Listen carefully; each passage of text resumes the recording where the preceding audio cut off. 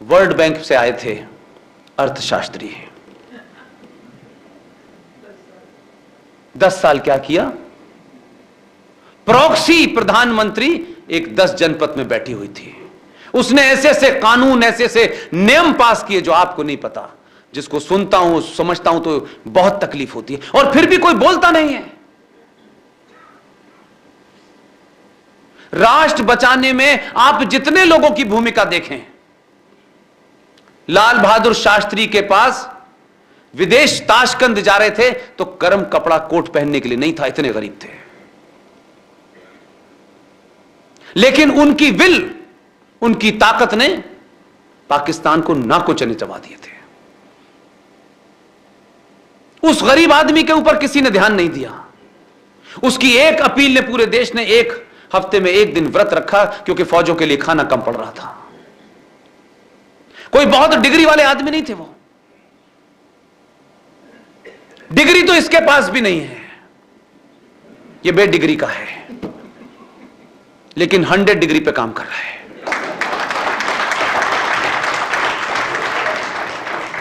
कोई मौका नहीं छोड़ता, कोई मौका नहीं छोड़ता। वो सुबह से शाम तक एक भेड़ चाल चलते रहते। वो दिन भर की ढूंढ के लाते हैं, वो शाम में एक बोलता है, खत्म हो जाती कहानी। इसलिए राष्ट्र को बचाने में अब तक का इतिहास यह कहता है कि दूध बेचने वाला, चाय बेचने वाला ही बचा पाता है, डिग्री वाले नहीं बचा पाते, क्योंकि उन्हें अपनी जिंदगी भर नौकरी बचाने की चिंता होती है, उसे राष्ट्र बचाने की चिंता होती है। दोनों में यही फर्क है। मैं आपके शहर में आपसे एक अपील करने के लिए आया हूं, और अपील में कोई मैं बहुत आपको घुमा फिरा के नहीं कहना चाहता, साफ शब्दों में कहना चाहता हूं, ताकि आप ये न कहें कि पुष्पेंद्र साहब उर्दू में कुछ कह रहे थे। और आप जब किसी से कहेंगे हां वो उर्दू बोलते तो बहुत हैं, हो सकता है आपकी समझ में ना आए। और जिस भाषा को नहीं जानते, जिस चीज के मतलब नहीं जानते, बिना जाने ताली मत बजाइएगा।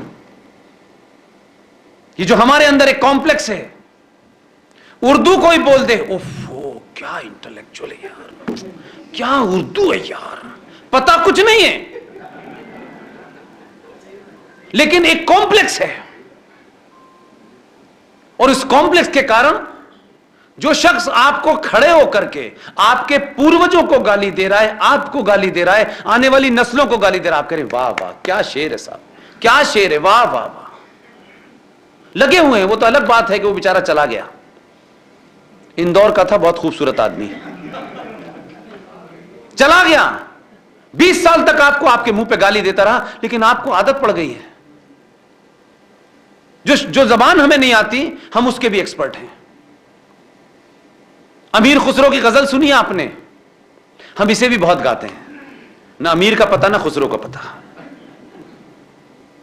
छाप तिलक सब छीनो तो से नैना मिला के, क्या वाह वाह वाह वाह, क्या मतलब है इसके, क्या मतलब है भाई इसके बताइए।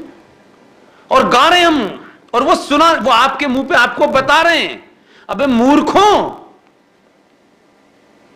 हमने तुमसे नैना मिला के तुम्हारा तिलक भी छूना, तुम्हारी छाप भी छीन ली और तुम्हें कन्वर्ट कर दिया। वो साफ कह रहा है, इसका यही मतलब है अमीर खुसरो की गजल का। मैं कुछ उसमें टेम्परिंग नहीं कर रहा, लेकिन हम सुनते हैं क्या अमीर खुसरो की गजल, क्या बात है, क्या बात है साहब। आपने कभी कहा कि हमने तो उससे नैना मिला के तेरी दाढ़ी भी छीनी और पजामा भी छीना और कुर्ता भी छीना, कभी कहा? आपको पता ही नहीं। इसी तरीके से वो राहत इंदौरी चले गए, अल्लाह को प्यारे हो गए। वो रोज कहता था आपसे कि जो साहिबे मसनद हैं ये किराएदार हैं, मकान मालिक नहीं है। ओहो हो, हिंदू समाज तो ऐसे ताली बजाता था, लगता था कि फिराक गोरखपुरी यही पैदा हुए हैं सारे। उसका मतलब जानते हैं क्या था? 50 बार मुझे बताना पड़ा, कहता भाई मेरे, मुझे अंग्रेजी नहीं आती, I am not very competent in English, Urdu में बात करें मुझसे। मौलवी करे, हाजी करे उर्दू में बात, वो मेरी मादरी जबान है।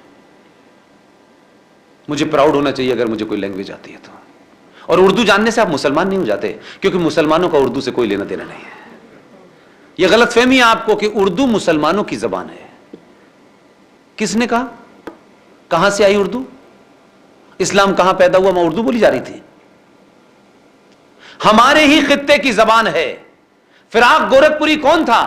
प्रेमचंद कौन था? कृष्णचंद कौन थे? नहीं पता आपको? उर्दू का पहला छापा खाना लखनऊ में खुला सक्सेना साहब का था। यह बिल्कुल वैसे ही झूठ है जैसे कहते हैं कुरान मजीद आसमानी किताब है, बगैर कॉरियर के नीचे आई है। आसमानी किताब है। अरे भाई आई कैसे नीचे, ये तो बताओ। वैसे ही जैसे घोड़े के पर लगे हुए थे, वो उड़ के उस पे गए थे। वो घोड़ा मिला नहीं जिसके पर लगे हुए थे, लेकिन चल रहा है, हम सुन रहे हैं। जो आज साहिबे मसनद हैं वो किराएदार हैं, मकान मालिक नहीं हैं। मसनद का मतलब समझते हैं आप लोग? गुजराती लोग हैं, आप लोग नहीं समझते होंगे। ये यूपी बिहार में ज्यादा होता है। पुराने जमाने में जो राजा महाराजा होते थे वो कुर्सी पे नहीं बैठा करते थे। अगर नेहरू जी को आपने देखा हो खेलते हुए, मैदान में नहीं बिस्तर पे अक्सर खेलते थे वो, उसको देखा हो तो उनके हाथ में एक गोल का तकिया होता था, उसे मसनद कहते हैं। जो गोल तकिया होता है जिसे लोग पीछे टेक लगा के बैठते हैं, उसे मसनद कहा जाता है। राजा महाराजा उसी मसनद को लगा करके सुल्तान अपना दरबार चलाते थे। इसका क्या मतलब है? जो आज साहिबे मसनद हैं, यानी आज 1947 के बाद से जो इस मसनद पे टेक लगा के बैठे हैं, ये किराएदार हैं, मकान मालिक नहीं है। आया समझ में? अभी भी नहीं आया हो तो फिर समझा देता हूं। 1947 के बाद भारत की सत्ता हिंदुओं के पास चली गई है। ये सिर्फ कुछ दिन के किराएदार हैं, असली मकान मालिक तो हम हैं, क्योंकि हमारा बाप बाबर था, अकबर था, औरंगजेब था। ये कुछ दिन के लिए हैं, हम इनको खाली कराएंगे। इसी मुहिम में चल रही कहानी। वो शेर पढ़ रहा है, आप ताली बजा रहे हैं। तो आप शब्दों को समझें, भाषा को समझें, संकटों को समझें, लड़ने की तासीर पैदा करें। नहीं तो हम सिर्फ यही गिनेंगे कि हरियाणा में निकिता को मार दिया, दिल्ली में अंकित शर्मा को मार दिया। हम यही गिनती करते रहेंगे। और क्योंकि एक खामोश समाज हमेशा वो रास्ता ढूंढता है जिससे हमें किसी प्रॉब्लम को इनकाउंटर न करना पड़े। हम तो इतने, मतलब हमारे पास साधन ही नहीं है। अगर आप मुझसे पूछो तो,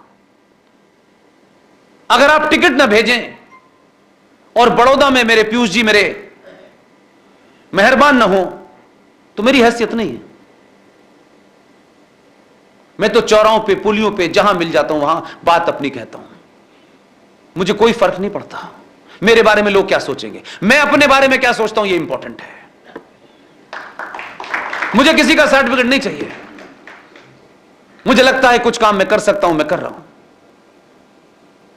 इसलिए अपनी भूमिका को निभाने के लिए दिन हो रात हो, कल तो शायद 3 सभाएं थी, अब बताइए कितने उसके साथ कह रहे हैं 4 सभाएं थी। मुझसे कोई नहीं पूछ रहा है। लेकिन ये सभाएं अगर इसे करने से मेरे राष्ट्र के लोग जगते हैं तो दिन भर करूंगा। क्योंकि हो सकता है कि हम में से बहुत सारे लोग ना भी रहें।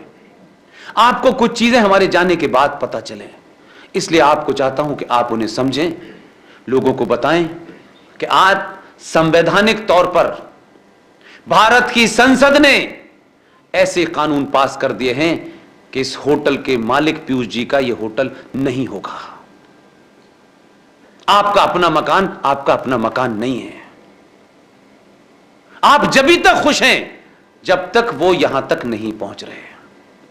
ऐसा संसद में कानून पास हुआ है। आप सरकारें बनाते हैं, बड़े बड़े नेता भेजते हैं, एक आध बार कभी उनको बुलाएं और टिकट मांगने की बात ना करके उनसे पूछें कि आपको हमने वहां भेजा है, आपके 5 साल हो गए, 10 साल हो गए, भगवान करे आप 50 साल तक रहें, लेकिन 50 साल तक हमने इसलिए नहीं भेजा है कि ये मंत्री रहेगा, ये मंत्री नहीं रहेगा, पेट्रोल कम होगा, सस्ता होगा, मेरी चिंता नहीं है। मेरी चिंता यह है कि आप सवाल पूछें, क्योंकि आप गुजराती हैं और गुजरातियों की ज्यादा सुनते हैं वो। आप उनसे पूछें कि 2013 में भारत की संसद के अंदर दोनों सदनों में एक कानून पास होकर रखा हुआ है। हो सकता है उसको भी ना पता हो, क्योंकि उस वक्त वो दिल्ली में नहीं था। यह जिम्मेदारी मेरी और आपकी है, यह पार्टी के उन MP MLAs की है जो पार्टी से आगे बढ़कर राष्ट्र की चिंता करते हैं।